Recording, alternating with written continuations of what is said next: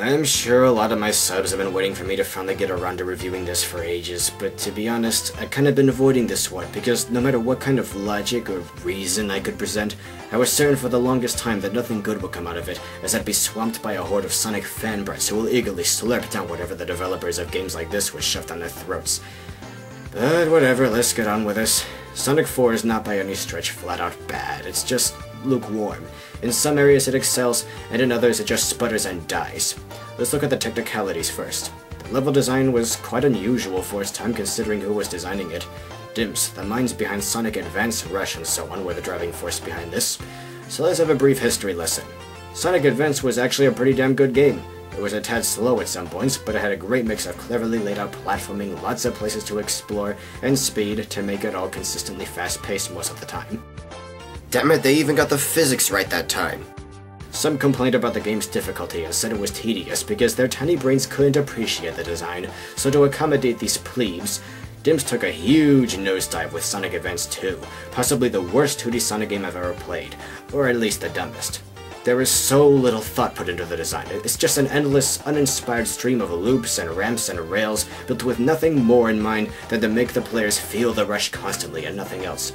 I thought it was fun for a bit, but eventually found it incredibly boring because it just didn't give me much to play with. Sonic Advance 3 was a bit better, since Dimps took a step back and tried to find a balance. It was okay, but not that great. Sonic Rush bored me like Sonic Advance 2 did, and for the same reasons. And Sonic Rush Adventure, oh, that was even worse. It seems that over time, Dimps has become increasingly hellbent on giving the players little to do as possible in these games, so I was actually very surprised when I saw the comparatively much better level designs of Sonic 4. There is a lot more platforming and real inspired thought and effort put into constructing these places. They really were trying this time. For the most part, it is constructed more like the brilliant Genesis games and the mini-games of today that they try to pass off as real games. So you get the idea.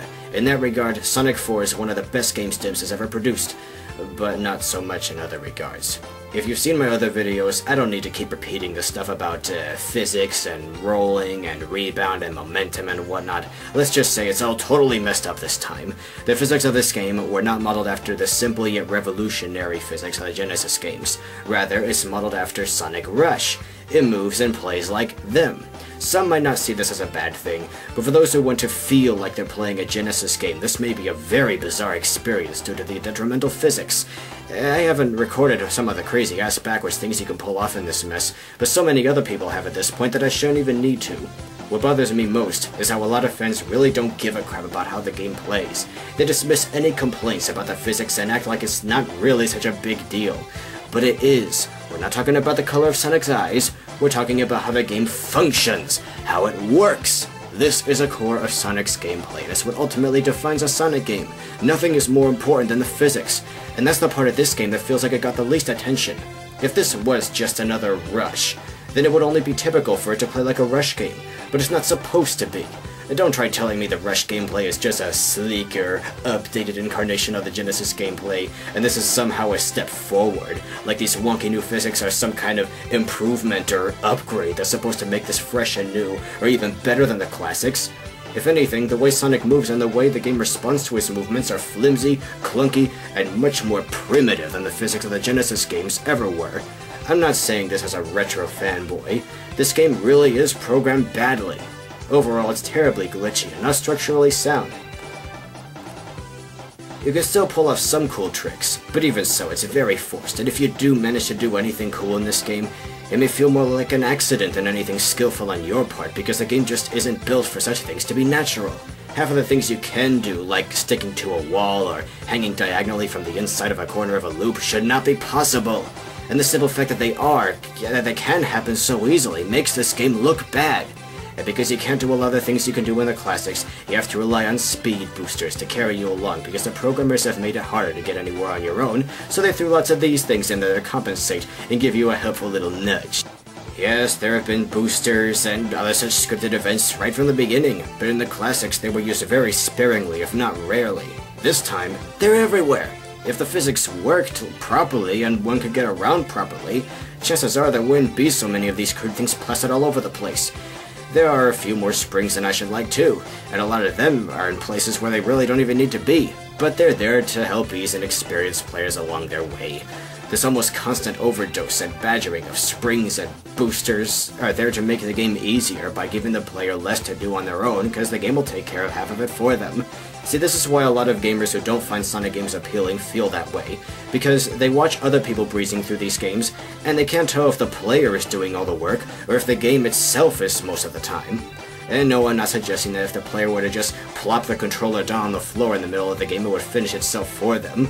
But every speed booster placed here and there takes more and more away from the experience. Sadly, these things cheapen the otherwise meticulously balanced level design quite a bit, if not a lot. If you take half the springs out and most if not all of the speed boosters out, though, it is pretty well laid out. Most of the acts of each stage have their own little unique platforming gimmicks, most of which work surprisingly pretty well. Not all of them are anything special, but most of them are used only in one level, and it's nice to see some variety.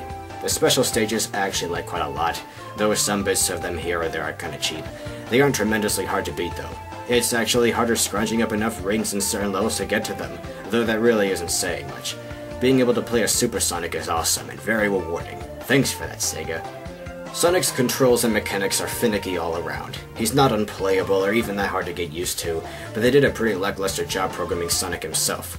Let's talk about the homing attack. As I've said in the past, the homing attack always forces you to hit an enemy at a set speed and cannot be changed or adjusted, restricting other movement and preventing you from doing things you could do in the classics. Some think it's actually quite challenging to keep tapping the same button again and again in rapid succession because you have to do it at just the right time or you could overshoot it. It's still a dumb, gimmicky, incredibly easy to pull off trick that adds nothing special to the game and does nothing to improve it in any way. Now, I know what some of you are thinking. What are you bitching about? You don't have to use the homing attack. Wrong. A lot of the higher routes can only be reached by using the homing attack on enemies placed to provide a stairway or a bridge of sorts to reach these places.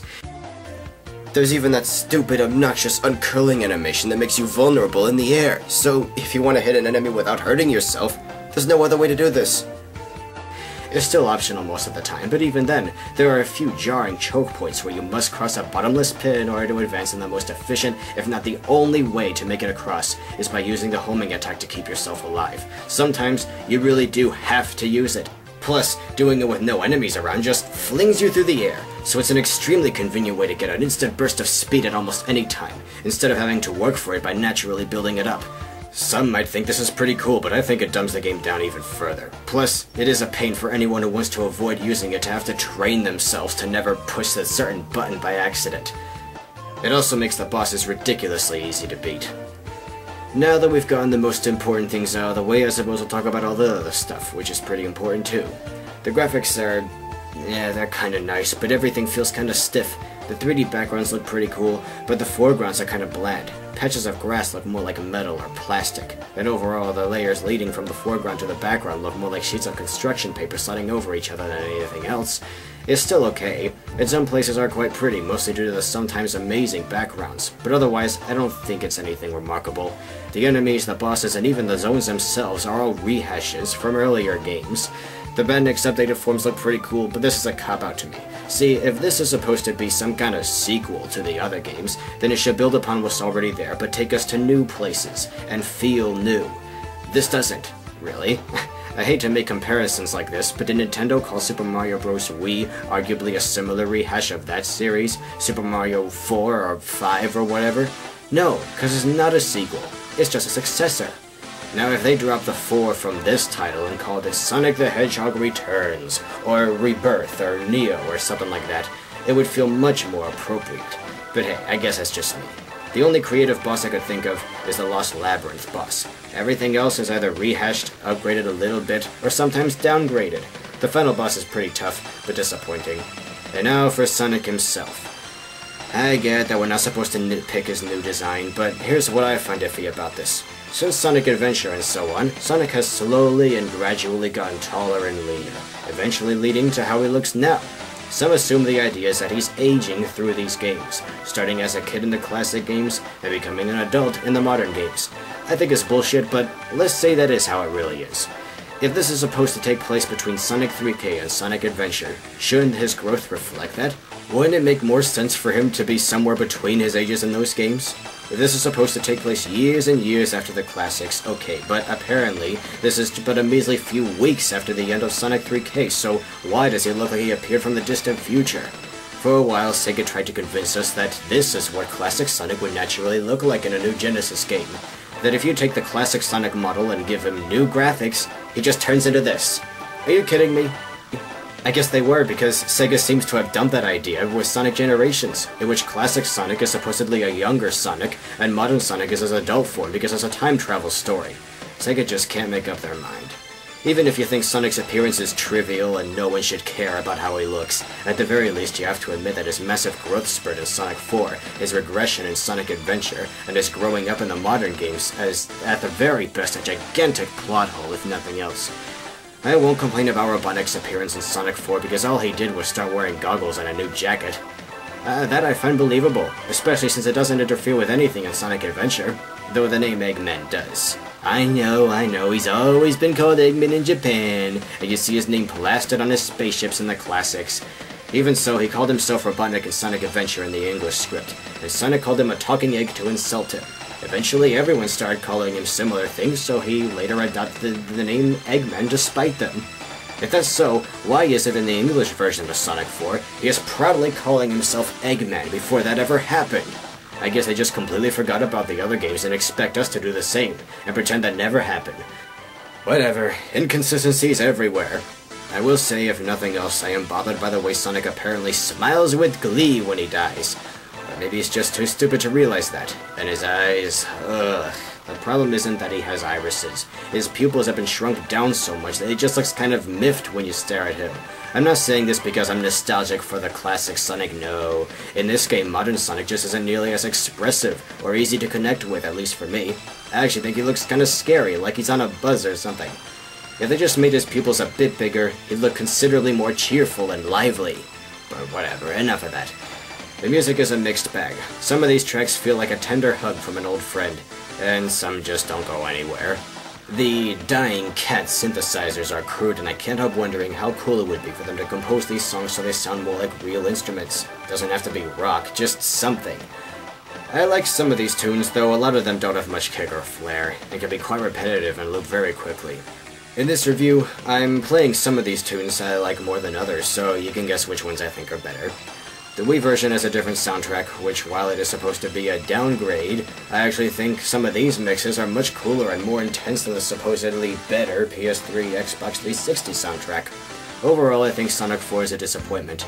It's a decent game, but it's extremely flawed. I thought it was fun the first time I played it, but since then I can't be bothered to play it again. And now that I've seen what it has to offer, to force myself to sit through it again just feels like a chore, because there are other games I'd rather play, and this is exactly how I feel after playing most other games made by Dimps, so for me, this is ultimately no different. It's nothing truly special or remarkable, it's just a higher-res version of the games they've made on the Game Boy and DS. I'm not looking for a clone of the Genesis games, but even just as a game I found this pretty underwhelming. Still, I can't help being optimistic. Sonic Generations has a ton more depth, and it looks like the developers of that game are trying significantly harder to produce a true reimagining of the classics. I think it looks much better than the failed attempt at what they call Sonic 4. Simply that a game like Sonic Generations exists means a lot. See, there's nothing wrong with people like me making videos like this.